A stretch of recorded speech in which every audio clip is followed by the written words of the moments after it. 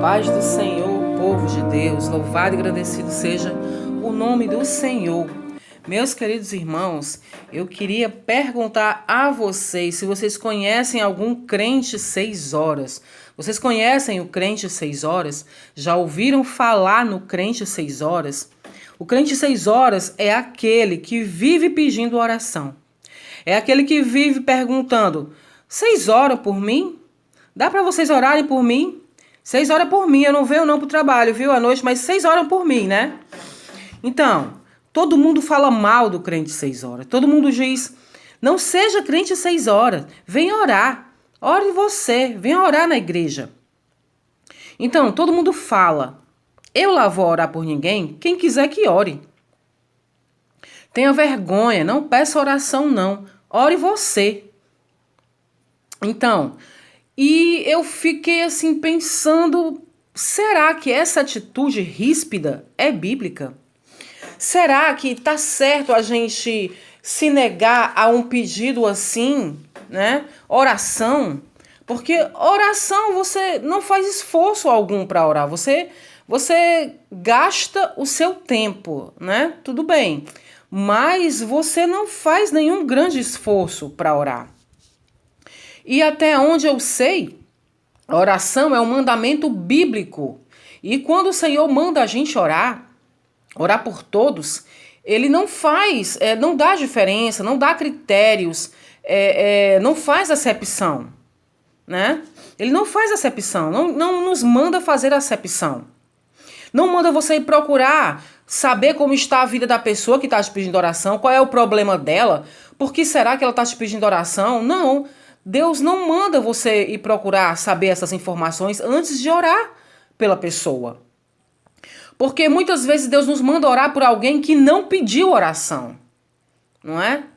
Então essas pessoas nos pedem oração. Mas o que a Bíblia diz sobre isso, né? O que a Bíblia diz sobre oração?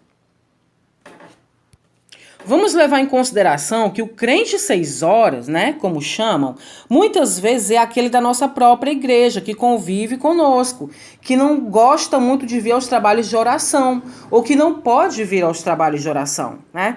E eu observei uma coisa, que a palavra de Deus nos diz em Mateus 5,44, diz assim: orai pelos que vos maltratam e vos perseguem. Ora, se a Bíblia me manda orar pelos que me maltratam e me perseguem, o que a Bíblia não me diria para fazer em oração por aquele que é meu irmão, da minha própria congregação? Não é verdade? Então, Lucas 6,28 diz: orai pelos que vos caluniam. Então, até aqueles que me maltratam, me perseguem e que me caluniam, por esses também eu tenho que orar.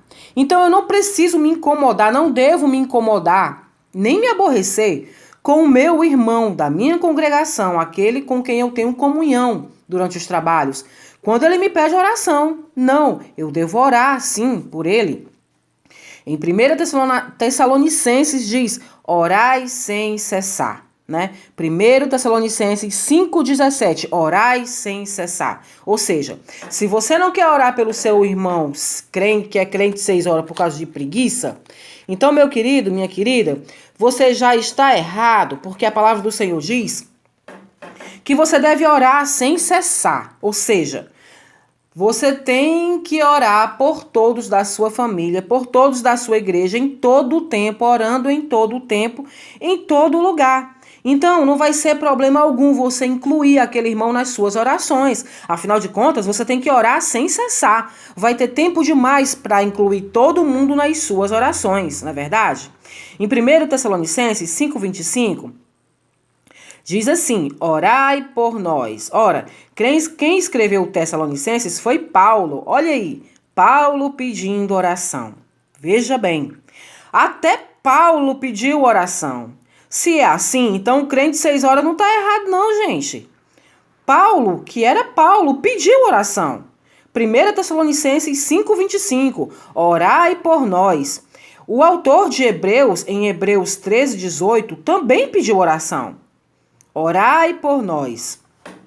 Em Tiago 5,16, Ele nos manda, orai uns pelos outros, para que sareis. Ou seja, se o teu irmão, o crente 6 horas, está te pedindo oração, gente, mesmo que ele seja preguiçoso, mesmo que você ache que está fazendo demais na obra de Deus e ele nada, talvez seja isso que Deus queira mudar nele, através da sua oração. Deus quer mudar a disponibilidade que ele tem para se dedicar ao trabalho do Senhor. Deus quer mudar a vontade dele. Deus quer mudar o entendimento que ele tem sobre a obra de Deus, e vai ser através da sua oração. Se você acha que ele está pouco na obra, então ore por ele, para que ele esteja mais na obra. Em 1 Timóteo 2,8, diz assim, Paulo dizendo, quero, pois, que os homens orem em todo lugar, sem ira e nem contenda. Olha aí, irmão, não pode se irar e não pode contender, né? Em 1 Tessalonicenses, nós vimos que Paulo disse, orai sem cessar, ou seja, não pare de orar. Quando você sai da igreja, tem que continuar orando em pensamento, ali, ligadinho com o Senhor.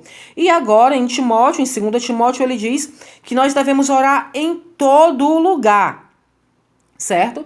E lembre-se de todas as pessoas que você sabe que precisam de oração. E mais, sem se irar com elas. Sem achar que você está sendo herói por isso, porque você somente ora. Mas é Deus quem faz a obra através da tua oração. Então não se ire, não contenda. Amém? E mais, você quer prosperar? A palavra do Senhor diz em Salmo 122:6, orai pela paz em Jerusalém, prosperarão aqueles que te amam. Ora, irmão, quantos judeus te pediram oração? Nenhum, mas o Senhor manda tu orar por Jerusalém. Um povo que você nem conhece pessoalmente. Ora, se você tem que orar por Jerusalém, quanto mais pelo seu irmão que está perto de você na sua congregação.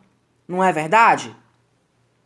Em Jeremias 29:7, o Senhor manda orar pela cidade, a qual ele fez o povo de Deus ter sido transportado, né? Para que aquela cidade houvesse paz, e assim também eles tivessem paz. Então, é a nossa obrigação também. Eu poderia usar outros versículos, irmãos.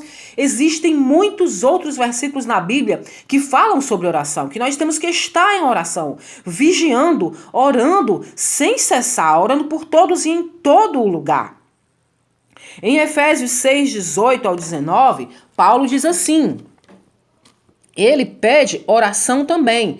Ele diz, depois de falar com oração, em oração e dizer que os irmãos devem orar em todo o templo, com oração e súplica, e vigiando nisso com toda perseverança e súplica, por todos os santos. Amém? Olha aqui.